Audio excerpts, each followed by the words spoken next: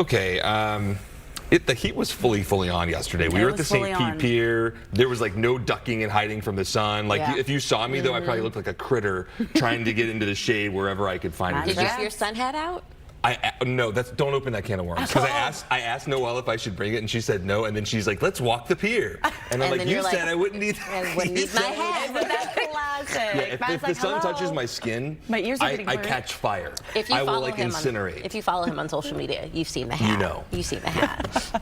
Yeah, there was no cover. You cracked me up. Yeah, well, that's kind of the only saving grace. Sometimes we have some of those clouds, and it can at least offer some filtered sun. Yeah. I know that's not going to help with the humidity too much. So as we're talking about some of those fire stories leading up to weather, we thought we should give you an update on where wildfires stand here for the state, and a good trend with some of the recent rain. Look at the active brush wildfires right now up and down the state. That number stands at 46, which is significantly lower at times. We've seen this number over 100. So great to see that. And as we look at our rainfall here over the next couple of days, well, look through the end of the day today. Generally going to be focused more so inland, generally I-75, interior parts, and then off to the East Coast. You see a little bit drier today for our nature coast spots, as we are going to be talking about this west and northwest wind today into tomorrow. But then look into Monday and Tuesday. Even though we are going to be watching for this west wind, we are going to have this front start to stall out and enhance the rain. And so despite this west wind, which would typically keep our coastline dry,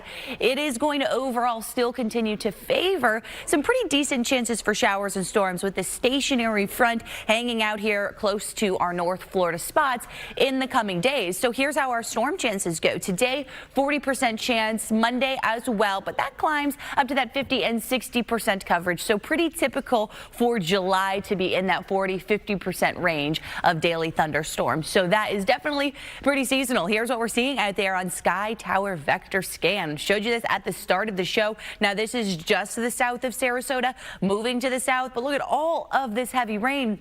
And a ton of lightning, in fact, at that for Charlotte County, that extends right through 75 down to the Fort Myers area, Cape Coral. A good tropical downpour over you, drifting into the Sanibel area as well.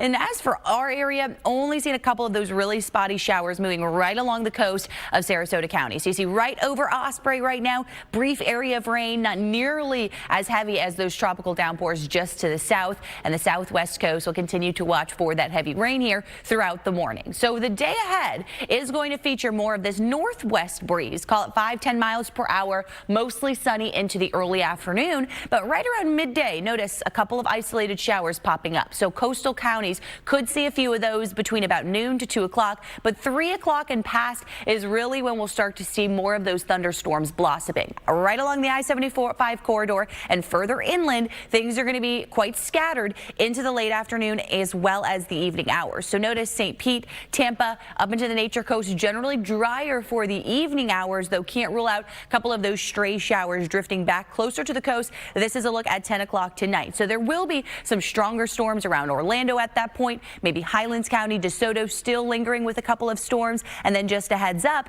as we look to Monday morning, definitely seeing some signs of some of those morning downpours. So we'll keep our eyes on that developing early throughout the day tomorrow along the coast, and then into the afternoon, we are still going to be watching for those passing storms. Today, winds starting out more of the west wind, but we're going to be dealing with that northwest wind today and into tomorrow as well. So that's generally going to push some of those storms further off to the south. As for where temps stand right now, 70s, mid-70s inland, and then we've got also those low to mid-80s already at the coast. So as for today, we're going to be in the 80s through about 11 o'clock, talking low 90s today. I think Tampa's going to get up to close to that 93-degree mark with upper 80s, low 90s along the coast, a mix of mid-90s inland, and then some low 80s just depending on where some of those storms will start to pop up earlier. So you can see a lot of our inland spots even topping out in the upper 80s to low 90s with that earlier start to the storms. As for the heat index, though, still plan on it to be feeling like the triple digits for many spots. Mostly cloudy skies tonight, some showers and storms lingering with mid-70s to low 80s, and then high temperatures on Monday will feature an earlier start to the storms. So we're going to look for the upper 80s to low 90s for highs, with those higher storm chances every day through next week.